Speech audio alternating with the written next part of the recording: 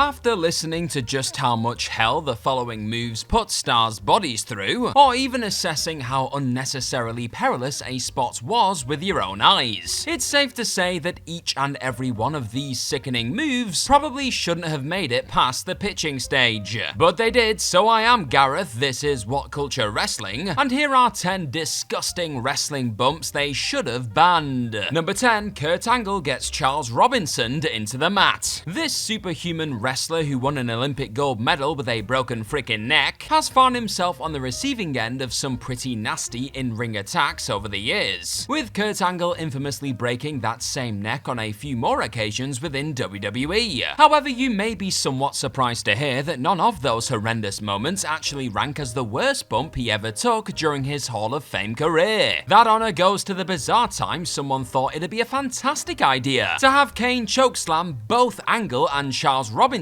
in one agonizing sequence. As the former WWE champion would explain on Twitter earlier this year, the impact of the WWE official being dumped right into his own midsection during this 2002 Monday Night Raw encounter with the Masked Titan was so brutal. There was a moment there when he genuinely thought he was going to shout himself. Having the entire body weight of another human being fired right back down into your abdomen by a big red monster may have sounded like a blast on paper, but it was evident from the second Robinson connected with the Olympian below that this one should have likely stayed on the page. Number 9, Kevin Owens felt Braun Strowman's ramp chokeslam for months, from one excruciating chokeslam to another, and to that moment when Kevin Owens' soul left his body at the biggest party of the summer. Coming during his fight over the Money in the Bank briefcase against then holder Braun Strowman at SummerSlam 2018, the fearless bumping machine was seemingly all too happy to have his back shattered to pieces by a monstrous chokeslam onto the stage ramp here. According to the prize fighter himself though, this still sits comfortably as one of the most painful things he's ever experienced within a wrestling ring, and it's not exactly hard to figure out why. The way Owens' entire figure disgustingly bounces off the metal floor like a human basketball is still difficult to watch 5 years on, and the former Universal Champion openly told ESPN this year that he could still feel a disturbing ringing in his body a whopping 4 months on from the foolish flat back on the steel. Unsurprisingly, Owens ended up taking some time off not too long after the awful PLE slam, with the always game sensation likely wishing someone had forbidden him from crashing down to earth in the way he did when putting together this SummerSlam squash. Now I've got a quick question for you. Who has the best chokeslam in all of wrestling? Is it Braun Strowman, Kane, or somebody else? Let me know in the comment section down below. Number 8, Rey Mysterio gets splattered by The Big Show. Seeing a smaller performer get launched around a wrestling ring like an empty tracksuit, tip of the cap there to Adam Nicholas, will always be a strangely captivating experience. However, there's watching a puny wrestler getting gorilla pressed by a giant, and then there's the absolute horror that went down on the night of Backlash 2003. In the wake of getting the better of the iconic Rey Mysterio, The Big Show suddenly decided he wasn't finished with the masked underdog, and it was after an already quite dreadful chokeslam landing for Ray when something even more barbaric occurred.